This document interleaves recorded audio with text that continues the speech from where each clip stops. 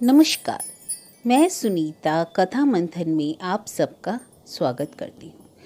कथा मंथन में आज सुनिए मन्नू भंडारी जी की कहानी असामयिक मृत्यु। सब कुछ जहाँ था वहीं थम गया। गति महेश बाबू के हृदय की बंद हुई थी, पर चाल जैसे सारे घर की ठप हो गई। अधूरा बना हुआ मकान और अधकचरी उम्र के 3 बच्चे। सच पूछो तो यह भी कोई उम्र है मरने की भला। कुल जमा 44 साल, पर मौत कौन किसी से पूछकर आती है क्या? और फिर हुआ भी तो सब कुछ कितने आकस्मिक ढंग से। ऑफिस की कुर्सी पर बैठे बैठे ही महेश बाबू का हार्ट फेल हो गया। घर खबर पहुंची तो शारदा अवाक। बस पड़ोसन ताई की चीत्कार घर बनाते मजदूरों के संवेद संगीत को चीरती हुई यहाँ से वहाँ तक फैल गई। देखते ही देखते सारा मोहल्ला आ जुटा। शव लाकर बीच आंगन में रखा गया। चारों ओर भीड़ और दार्शनिक मुद्रा में उछाले गए वाक्य। अरे जिंदगी का कोई भरोसा नहीं भैया, अच्छे भले घर से गए थे, कौन जानता था कि लौट कर नहीं आएंगे। राम तेरी माया। अरे मकान और दीपू को लेकर तो कैसे कैसे सपने देखे थे। आदमी सोचता क्या है और होता क्या है। अधूरा मकान और 3-3 बच्चों की कच्ची गृहस्थी, तिनके तक्का का कोई सहारा नहीं। अब तो भगवान ही पार लगाए तो लगे। हे प्रभु तेरा ही आसरा है। हर मौत पर दोहराई जाने वाले वही पिटे पिटाए वाक्य, वही भाषा। सिर्फ मरने वाला आदमी बदलता रहता है। पर इस सब से अनछुई सी शारदा की सूनी सूनी आंखें और भावहीन चेहरा, ना एक बूंद आंसू, ना छाती फाड़ क्रंदन। और इन सब से ऊपर और इन सब से अलग दीपू की बाहों में भरे पड़ोसन ताई का प्रलाप। अब तेरा नाटक देखकर किसकी छाती गजबर की होगी रे भैया। अखबार में तेरी फोटो देख देख कर मोहल्ले भर में दिखाता कौन फिरेगा। मुझे मीठे चिल्लाने कौन आवेगा। हाय राम। शव उठा और कुछ समय पहले तक हंसती बोलती काया जलकर राख का ढेर हो गई। और रात तक जैसे जैसे सब कुछ शांत हो गया। बस शारदा जहाँ जैसी बैठी थी वैसी ही बैठी रही। तीनों बच्चे रो धोकर आंगन में ऐसे ही पसर गए। जून की उमस भरी रात, एक तरफ ईंट रेत और चूने के ढेर बिखरे हुए थे, दूसरी तरफ बच्चे, सामने घना अंधकार। दूसरे दिन शारदा के बड़े भाई आ गए। बहन के सिर पर हाथ रखकर और बच्चों को छाती से चिपका चिपका कर खूब रोए। अरे महेश बाबू, यह किस जन्म का बदला निकाल गए हमसे। अरे तुम्हारी नेकी के गुण तो सारी दुनिया गाती थी, किसकी हाय लग गई। पर 2 घंटे में ही उन्होंने रोने धोने का काम खत्म कर दिया। आंखों से आंसू पहुँचे और दुनियादारी की ओझली। जो घर ऐसे अधर में लटक गया हो, जहाँ आगे नात न पीछे पगा, वहाँ फुर्सत में बैठकर शोक मनाने की गुंजाइश कहाँ है भला। मातम पुरसी वाले लोग चले गए तो शारदा और दीपू को लेकर वे भीतर आए। 13वीं करने की क्या जरूरत है, चौथे दिन हवन करके उठाला कर दो और आगे की सोचो कि कैसे क्या होगा। पर आगे सोचने के जितने भी रास्ते हैं थोड़ी दूर जाकर ही तो बंद दिखाई देते थे। बैंक बैलेंस नील, इंश्योरेंस जो भी था मकान बनवाने के लिए 3/4 उधार ले लिया। प्रोविडेंट फंड, उसमें भी आधा कर्ज ले लिया। फिर भी वही एक रकम है तो सही, पर उससे तो यह मकान पूरा हो जाए तो गनीमत। इसे तो अब पूरा करना ही होगा, वरना अभी तक जितना पैसा लगाया वह भी पानी। पर समस्या तो यह है कि 4 प्राणियों की यह गृहस्थी चलेगी कैसे। और सारे बंद रास्तों से लौटकर उनकी नज़र दीपू पर आकर टिक गई। बीए का इम्तिहान दिए हैं ना, रिजल्ट भी आता ही होगा, अच्छे डिवीज़न में तो पास ही हो जाओगे। वह हुंकार शारदा के मन में जाने कैसा आतंक जमाती सी भीतर तक उतर गई। उसने एक बार घुटनों पर ठोड़ी टिकाए दीपू के चेहरे की ओर देखा। उसकी असुवाई आंखों के आगे दीपू की आकृति थरथराती हुई धुंधली होती चली गई। चौथ के दिन हवन हुआ। दीपू के सिर पर पगड़ी पहनाई गई थी। इसे केवल रस्म ही मत समझना दीपू बेटे। आज से बाबू की इज्जत, बाबू की प्रतिष्ठा और बाबू का भार तुम्हारे सिर पर। अब इस घर की सारी जिम्मेदारी तुम्हें ही निभानी है। मामा के आंसुओं से रुंधी हुई वाणी आवेश के कारण भिज गई। दीपू ने मामा के पैर छुए तो मामा ने अपने पैरों से उठाकर उसी वेश में दीपू को महेश बाबू के जनरल मैनेजर के चरणों पर झुका दिया। 18 साल तक महेश बाबू ने आपकी कंपनी की खिदमत की, अब दीपू को मौका दीजिए, उसका हक समझ कर दीजिए और चाहे कृपा करके, पर करना तो आप ही को है। और रात को उन्होंने कुछ कुछ किला फतह करने के अंदाज में सूचना दी। लो, दीपू की नौकरी पक्की कर दी, 400 देंगे। मैंने भी गरम लोहे पर चोट की है। दीपू बेटा, कल ही जाकर मैनेजर साहब से मिल लो और नियुक्ति पत्र ले आओ। फिर कल परसों जब से कहें काम पर जाना शुरू कर दो। बात खत्म करने के साथ ही एक गहरा निश्वास उनके सीने से निकला। जिम्मेदारी निभा देने के, एक विकट समस्या का समाधान कर देने का और एक आश्वासन का। गहरा निश्वास शारदा की छाती से भी निकला, पर एक गहरे अवसाद का भर्राए गले से पूछा, दीपू नौकरी करेगा अभी से? 4 दिनों में यही पहला वाक्य उसके मुंह से निकला। अभी से? नहीं तो बाद में कौन पूछता है? यह मत भूलो कि ताजे घाव पर दिखाई गई सहानुभूति ही वजनदार होती है। और फिर आजकल MA पास तक को तो 200 रुपये की नौकरी नहीं मिलती, जूतियाँ चटकाते फिरते हैं। यह तो महेश बाबू की मौत का लिहाज। पर शारदा घुटनों में सिर छुपाए बिसुरती ही रही। मैं नौकरी करूँगा मामा, बड़े दृढ़ और निर्णयात्मक स्वर में दीपू ने कहा। शाबाश, यह हुई ना बात। तुम इस गृहस्थी की गाड़ी को गुड़का ले जाओगे। फिर एकाएक स्वर को बेहद स्नेहिल और कोमल बनाकर बोले, और उपाय भी क्या है बेटा? जो कुछ मुझसे बन पड़ेगा जरूर करूँगा। पर और वे दीपू के सिर पर हाथ फेरने लगे। इसके बाद अनेक हिदायतें, अनेक आदेश। पैसा हाथ में आते ही मकान बनवाना तुरंत शुरू कर देना, राजू मीनू की फीस माफ़ करवा लेना, सारे खर्चे में कटौती कर देना। शारदा केवल सुनती रही। जिस घर में आज तक कोई भी काम उसकी इच्छा के खिलाफ नहीं हुआ, उसकी सलाह के बिना नहीं हुआ, वहाँ पर उसे केवल दूसरों के आदेश पर चलना है। पहली बार उसे स्थिति की भयानकता का एहसास हुआ। पहली बार लगा कि उसके पति मर गए हैं, उसके सुख चैन और अधिकार की सीमा समाप्त हो गई है। रात शायद आधी से अधिक बीत गई है। चारों ओर निपट सन्नाटा, कहीं पत्ता तक नहीं हिल रहा। पर शारदा के मन में जैसे तूफान उठा हुआ है। एक दूसरे पर उभरते हुए दृश्य, एक दूसरे को काटते हुए वाक्य। नाटक समाप्त हो गया। उत्पल दत्त प्रमुख अतिथि के रूप में भाषण दे रहे हैं। दीपक की अभिनय कला, दीपक की प्रतिभा, दीपक के उज्जवल भविष्य की कामना, फिर प्रशंसा और बधाइयों का दौर। आपका बेटा बहुत बड़ा कलाकार बनेगा। अरे, he is a born artist. दूसरे दिन सारे अखबारों में दीपक का फोटो, दीपक की सराहना। महेश बाबू घर घर जाकर अखबार दिखाते फिर रहे हैं। पिछले 3 सालों में यह क्रम कई बार दोहराया गया है और हर बार महेश बाबू का पुलकित गदगद स्वर। जीनियस है तुम्हारा बेटा, देखना इतना नाम करेगा कि लोग अपने बेटों को डॉक्टर इंजीनियर बनाने के सपने देखते हैं, पर मेरा बेटा कलाकार बनेगा। तापस बाबू कह रहे हैं, इस लड़के के बारे में ट्रेडिशनल ढंग से सोचने से काम नहीं चलेगा। इस बार इसे पूना भेजिए। अभिनय की ट्रेनिंग लेने के बाद फिल्म वाले लोग हाथों हाथ इसे ले लेंगे। ये सब नामी एक्टर झक मारते फिरेंगे इनके सामने। पिछले 3 नाटकों में कुंतल ही हीरोइन का रोल कर रही है। अक्सर घर आती रहती है। महेश बाबू रस भीनी आवाज़ में कहते हैं, देख लेना, घर में भी यही हीरोइन बनकर आएगी। शारदा केवल मुस्कुराती है। दीपू की आंखों में कैसे कैसे सपने तैरने लगे हैं। उसके सपनों की छाया हर किसी की आंखों में दिखाई देने लगी। मीनू अपने दीपैया को अमिताभ बच्चन समझने लगी है। दीपू की सफलता और यश से छाती फुलाए फुलाए राजू अपने दोस्तों में हीरो बना घूमता है।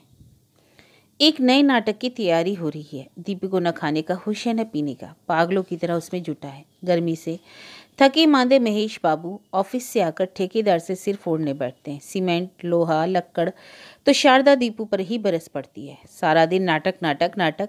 यही नहीं कि बाबू का थोड़ा सा हाथ ही बटा दो। दीपू कुछ कहे उसके पहले ही महेश बाबू रोक देते हैं। अरे, उसे कहाँ इस पचड़े में डालती हो? यह सब क्या उसके बस का है? और इन सारे दृश्यों और आवाज़ों को चीरता हुआ दीपू का दृढ़ निर्मा स्वर, मैं नौकरी करूँगा मामा। शारदा के तन मन को झकझोरता मरोड़ता हुआ आवेश का एक गोला सा उमड़ता है, फिर आंसुओं की बाढ़, हिचकियों का सैलाब। घर की ठप हो गई गाड़ी को किसी तरह गुड़काने का इंतजाम करके दूसरे दिन बड़े भैया चले गए और घर की गाड़ी घिसटती हुई जैसे तैसे चल पड़ी। दीपू की नौकरी का पहला दिन। मीनू ने दीपैया के कपड़ों पर इस्त्री की, राजू ने बाबू का ब्रीफकेस खाली किया, पर समझ में नहीं आया इसमें आखिर रखे क्या, तो बाबू के ही कुछ कागज डायरी रख दिए। कम से कम लगे तो कि ऑफिस जा रहे हैं। चलने से पहले पड़ोसन ताई ने आकर दीपू की बलैया ली और उसे दही पेड़ा खिलाया। इस सारे आयोजन से बस शारदा ही जैसे आंख चुराती रही, सामने पड़ने से कतराती रही, और जब दीपू चला गया तो इतनी देर से थमा हुआ मन का आवेश आंसुओं के रूप में फूट पड़ा। अरे यह क्या बहू, तुम तो खुशी के मौके में भी आंसुओं में सानकर मिट्टी कर देती हो। बेटा नौकरी पर गया है, यह रोने की बात है भला। खैर मनाओ कि भगवान ने बिगाड़ा तो सब समेट भी लिया। किसके नसीबों से होते हैं ऐसे बेटे। शाम को दीपू की प्रतीक्षा में सब बैठे थे। कैसा लगा दीपैया, राजू उछलकर पूछता है। मीनू बढ़कर ब्रीफकेस रख देती है। लगता क्या, खूब अच्छा लगा। सब लोग खूब प्यार से बोलते बतलाते रहे। मैनेजर साहब ने अपने पास बैठाकर चाय पिलाई, फिर चुटकी बजाते हुए बोला, देखना अम्मा, यूँ काम सीखता हूँ। और हाँ, एक बड़े मज़े की बात हुई। मैं काम कर रहा था, पीछे से किसी ने आवाज़ दी, मिस्टर अग्निहोत्री, मिस्टर अग्निहोत्री। यहाँ दीपू राम को पता ही नहीं कि उन्हीं को बुलाया जा रहा है। फिर आवाज़ को जरा सा भी भारी बनाकर बोला, सो अम्मा, तुम्हारा दीपू मिस्टर अग्निहोत्री बन गया है, समझी। सब चुप। तो बाबू की हूबहू नकल करते हुए बोला, मीनू बिटिया, एक कप चाय तो पिलाओ गर्मा गर्म। राजू मीनू के चेहरों पर जरूर हल्की सी मुस्कुराहट आई, पर शारदा इस पर भी चुपचाप तरकारी काटती रही। तो दीपू एकदम फट पड़ा। अम्मा, बाबू की नकल करने पर तुमने मुझे डांटा क्यों नहीं? क्यों नहीं हमेशा की तरह उठकर मेरी पीठ पर धौल जमाया? चाय के साथ क्या खाएगा, पराठा बना दूं? नहीं, पहले बताओ तुमने मुझे डांटा क्यों नहीं? अब क्या तू दीपू है जो डांटूं? अभी तूने तो कहा ना, अब से मैं मिस्टर अग्निहोत्री बन गया। रूंधे हुए कंठ से शारदा ने कहा और आटा लेने के लिए उठकर भंडार घर में चली गई। नहीं अम्मा, नहीं, तुम बोलती नहीं, डांटती नहीं, कुछ भी तो नहीं करती। तुम इस तरह रहोगी तो मुझसे भी कुछ नहीं किया जाएगा, बताए देता हूँ। हाँ। हंसी मजाक करके सबको बहुत सहज बनाने के प्रयास में दीपू खुद कहीं बहुत असहज हो गया। शारदा भीतर गई तो वहीं घुटनों में सिर देकर बैठ गई।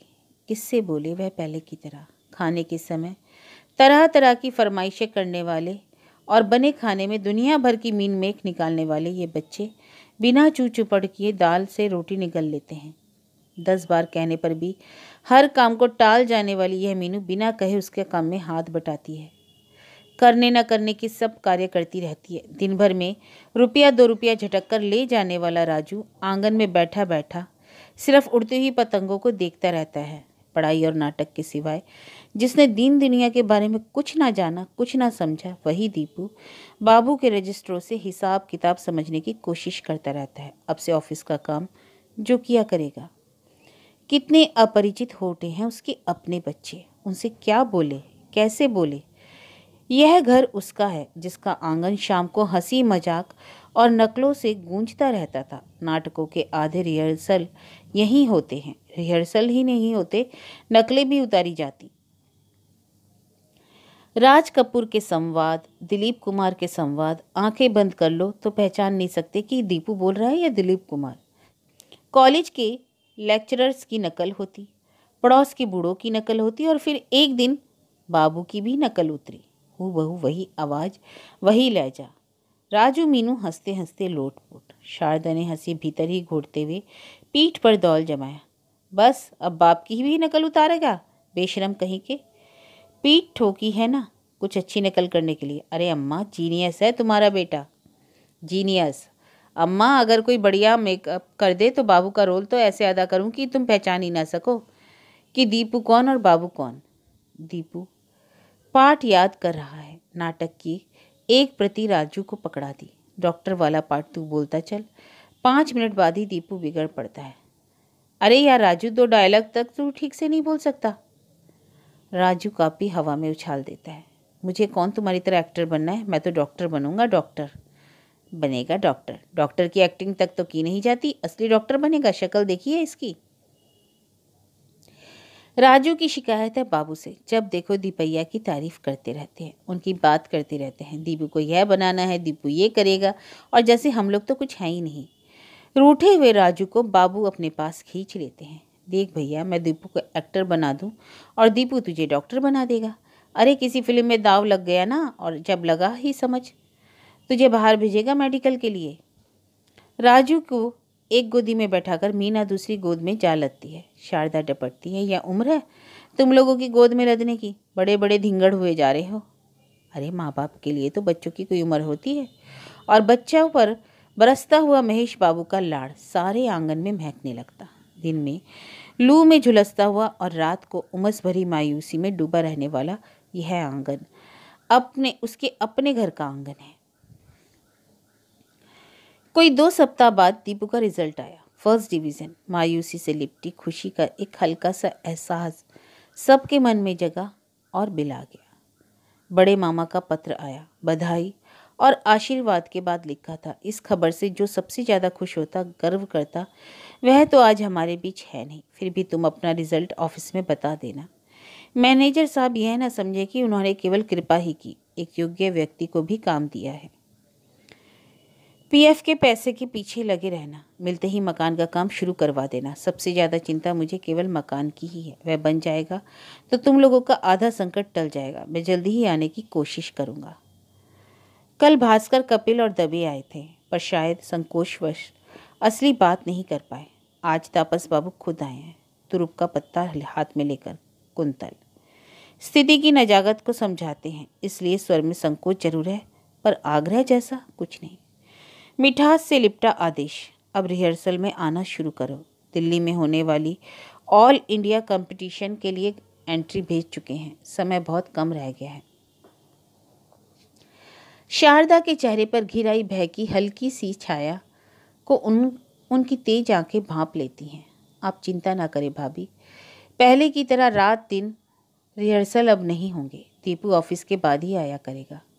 फिर एक क्षण रुककर बोले, इसे नाटक से कटने मत दीजिए, वरना आप तो जानती हैं नाटक ही तो इसका प्राण है। ऑफिस का काम जितना जरूरी है, नाटक का काम भी उतना ही जरूरी है। तापस और कुंतल दीपू को अपने साथ ही ले गए। शारदा जानती है कि नाटक दीपू के लिए काम नहीं है, नशा है। जब चढ़ता है तो भूत की तरह सवार हो जाता है, फिर उसे दीन दुनिया किसी का होश नहीं रहता। शारदा जब कभी से पागलपन कहती थी तो महेश बाबू ही कहा करते थे, यह लगन है शारदा, लगन। कहाँ होती है इस उम्र में बच्चों को ऐसी लगन? फिर बिना लगन के कोई बड़ा काम होता है भला? लेकिन अब यदि दीन दुनिया को भूल गया तो, और यदि दीन दुनिया के चक्कर में नाटक से कट गया तो? इन दो तोमे की जकड़ में शारदा का मन ऐंठने लगा।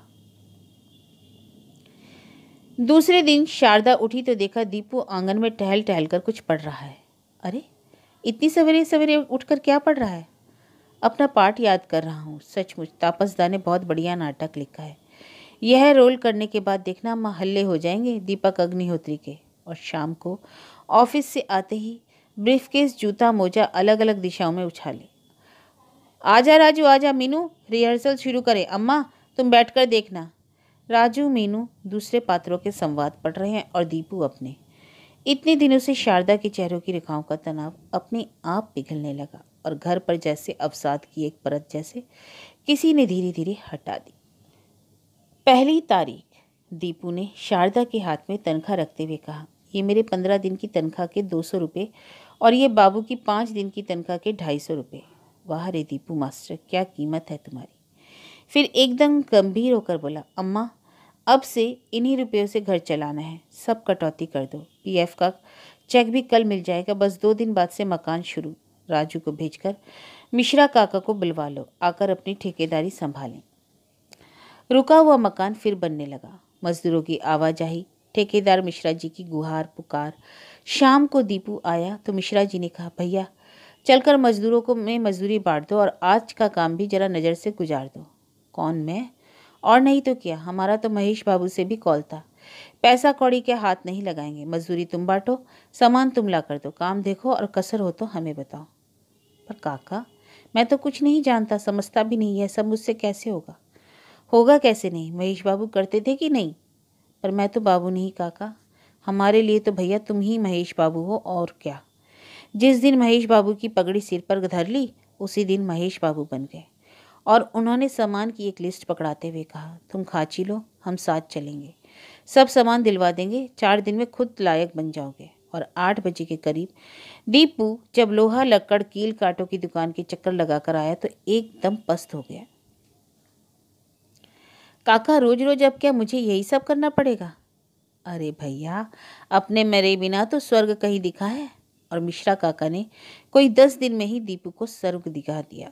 रुका हुआ मकान फिर बनना शुरू हो गया, पर जो नाटक शुरू हुआ था वह तो जहाँ का तहाँ रुक गया। मामा आए तो गदगद। मकान का मुआयना करने के बाद बड़े संतुष्ट भाव से दीपू की पीठ थपथपाते रहे। शारदा, तेरा बेटा तो पार लगा देगा, इतनी होशियारी से सारा काम संभाल लिया, लगता ही नहीं कि महेश बाबू नहीं। फिर जाने क्या सोचकर वाक्य अधूरा ही छोड़ दिया। राजू मीनू के स्कूल खुल गए तो उनकी जिंदगी फिर लौट आई। नई कक्षाओं में जाने का उल्लास, नई किताबें खरीदने का उत्साह, हम उम्र साथियों का साथ।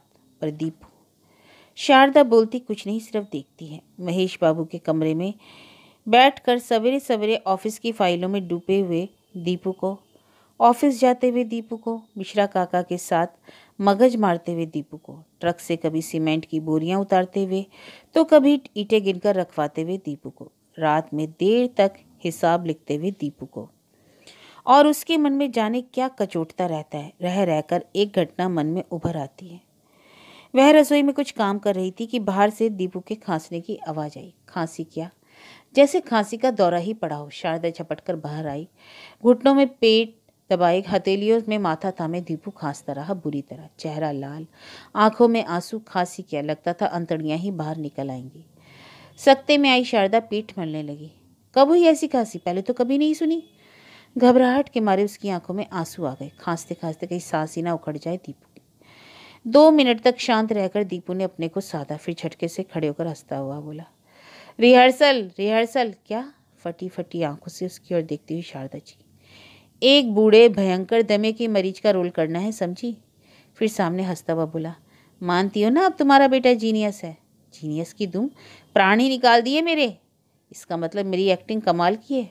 लाड़ में आकर दीपू ने अपनी दोनों बाहें माँ के गले में डाल दी और हंसने लगा। दीपू की हंसी से एक क्षण पहले का तनाव झटके से गायब हो गया और सब कुछ सहज हो गया। पर अब ना तो कोई झटका लगता है और ना ही कुछ सहज होता है।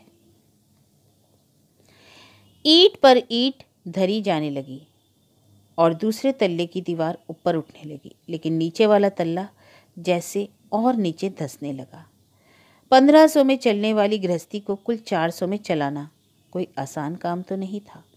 बरसों की आदतें अंकुश लगाने पर भी दगा दे जाती।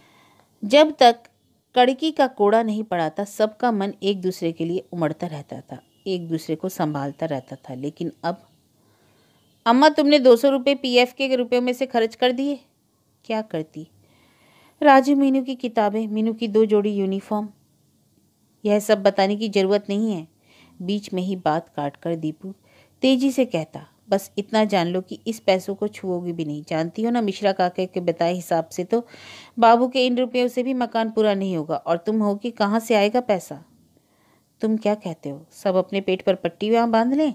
शारदा का 2 टूक जवाब, और खर्च कम करो, दूध बंद, खाने में कटौती, 60 की जगह 25 पावर के बल पर। इस दम तोड़ महंगाई में खर्चा है कि चलता ही नहीं, और ना करके भी 150 रुपये मकान के रुपये में से निकल जाते हैं। दीपू खींचता है, चिल्लाता है, फिर हताश हो जाता है। पर जब शारदा हताश होती है तो हौसला बनता है।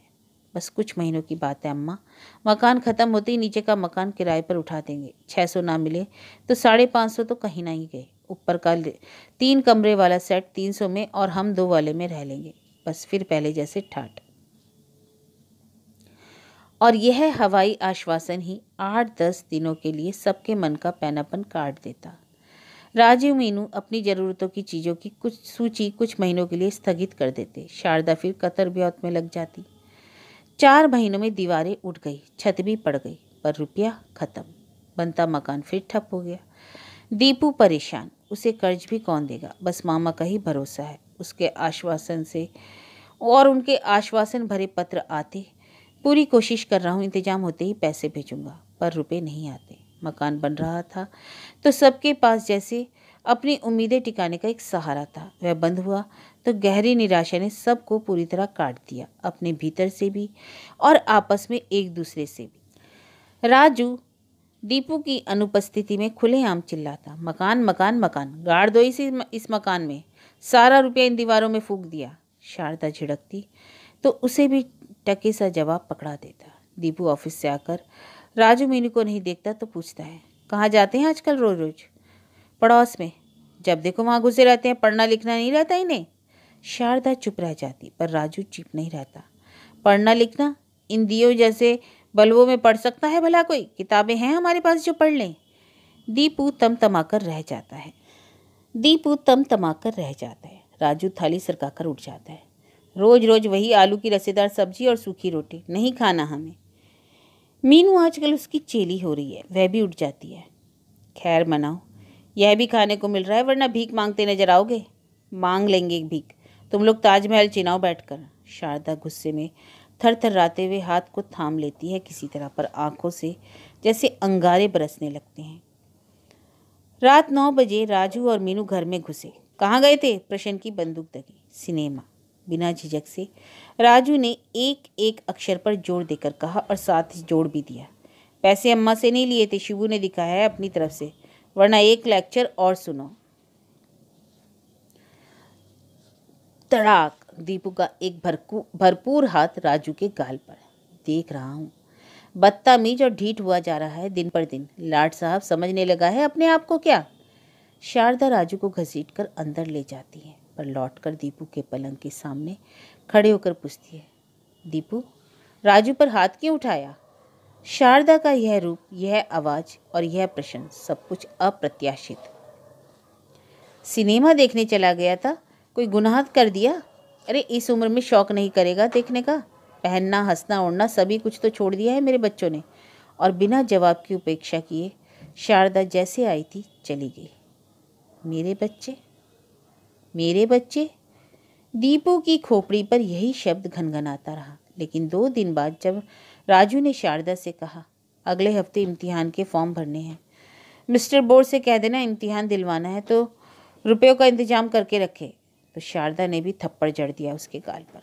बेशरम, बदतमीज कहीं के, तुम लोगों के पीछे उसने अपने आप को झोंक दिया, बिल्कुल मार दिया, और तुम लोग ही कहोगे बोर। पर आपसी दुर्भावना मिटाने के ये प्रयास कड़की के कोड़े के नीचे सहम कर रह जाते हैं।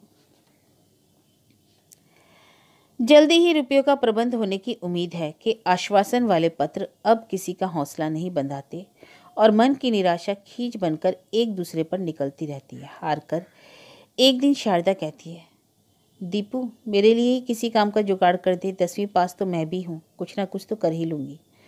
पर काम का जुगाड़ शारदा के लिए नहीं, दीपू ने अपने लिए ही किया। शाम को किसी के यहाँ चिट्ठियाँ टाइप करनी, हिसाब लिखना, 2 घंटे 150 रुपया। शारदा ने सुना तो राहत की सांस ली। करो बेटा करो, कुछ तो हाथ खुलेगा। आज दीपू को 6 माही बोनस मिला, 1 महीने की अतिरिक्त तनख्वाह। लग रहा है जैसे घर के सारे तनाव ढीले हो गए। लौटते हुए रास्ते से उसने गाजर का हलवा बनवाया। आधी सर्दी बीत गई, एक बार भी हलवा नहीं खाया। इन रुपयों से वह सबकी छोटी